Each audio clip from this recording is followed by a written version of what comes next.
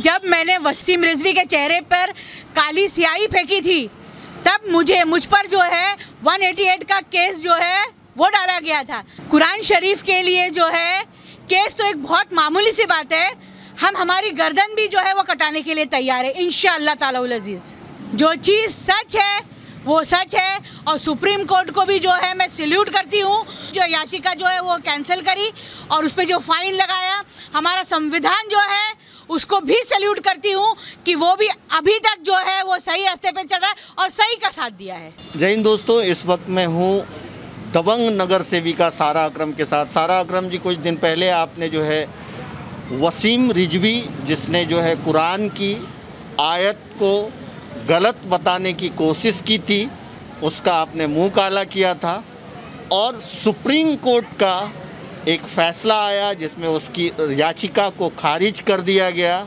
और 50,000 रुपये का उसको जुर्माना भी लगा। क्या कहेंगे ऐसे मामले में? सबसे पहले तो मैं ये बोलना चाहूँगी कि मैंने तो उसका मुंह काला किया ही था और जिस तरीके से उसने बोला था लोगों ने भी उस पर लानत डाली है और सुप्रीम कोर्ट ने सोने पे सुहागा करके उस पर जो है उस पर ऐसा तमाचा पड़ा है कि उसकी याचिका तो खारिज हुई है, साथ में उसको पेनल्टी भी लगी है।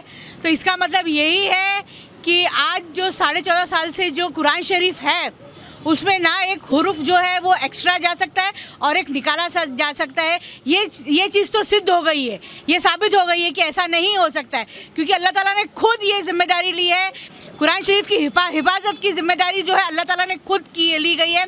तो इसको जो है आम इंसान, अरे बड़े बड़े आए ऐसे, वसीम रिजवी ऐसे कितने आए और चले गए, ऐसे कई लोग आए और चले गए जिन्होंने इस्लाम को जो है बदनाम करने के लिए जो है यही मुद्दा उठाया और ऐसे आए और चले गए। लेकिन कुरान शरीफ जो है वो वैसे की वैसी है, थी और रहेगी, क्योंकि ये हमसे हमारे अल्लाह का वादा है।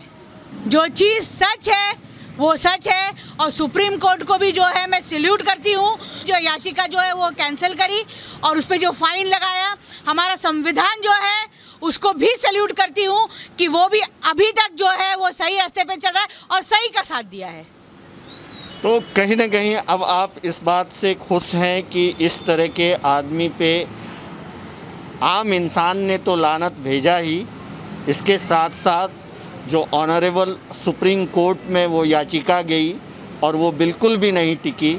इसका मतलब कुरान में जो लिखी हुई बातें हैं वो कभी भी कोई गलत रास्ता नहीं बताता है। आप ये मानती हैं?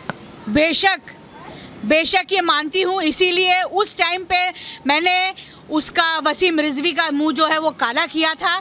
और हर एक मुसलमान ये मानता है, हर एक मुसलमान ये मानता है कि कुरान शरीफ के अंदर एक एक हुर्फ जो है, एक एक वर्ड जो है वो सच्चा है और सही है और वही जो है वो आखिरी तक जो है वही रहेगा। ना उसमें एक चीज़ ऐड हो सकती है और एक चीज़ निकाली जा सकती है, क्योंकि ये वादा हमसे हमारे अल्लाह ताला ने किया है। ये वादा हम मुसलमानों से हमारे अल्लाह ताला ने किया है और हमें हमारे अल्लाह ताला पे पूरा अकीदा है और पूरा भरोसा है कि इंशाअल्लाह ताला ये चीज़ कभी भी नहीं होगी। फाइनली क्या कहेंगी आम लोगों को जो इस तरह की बार बार जो है इस्लाम के ऊपर उंगली उठाते रहते हैं अलग अलग तरीके से, उनको क्या कहेंगे? ये कहूँगी कि आप अपनी कोशिश कर लीजिए, पर हमें हमारे अल्लाह पे पूरा भरोसा है।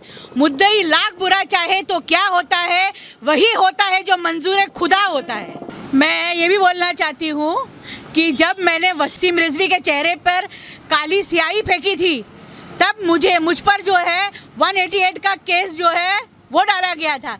कुरान शरीफ के लिए जो है केस तो एक बहुत मामूली सी बात है, हम हमारी गर्दन भी जो है वो कटाने के लिए तैयार है इंशाअल्लाह ताला उल अजीज़।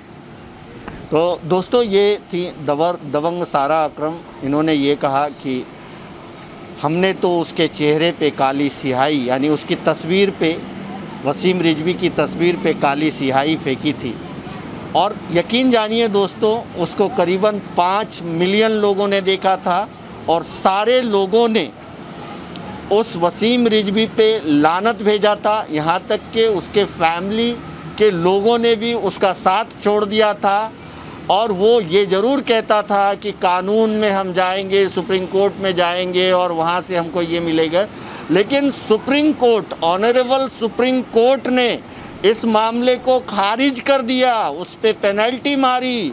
इससे बड़ा और क्या मिसाल हो सकता है कि अल्लाह की किताब जिसकी हिफाजत सिर्फ अल्लाह ने अपने ज़िम्मे ली है, उस पे कोई चेंजेज हो नहीं सकता।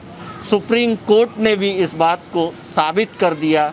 तो कहीं ना कहीं ऐसे लोग समाज में गंदगी फैलाने वक्त वक्त पे आते रहते हैं और उसका जवाब उसको मिलता रहता है, जैसे वसीम रिजवी को मिला।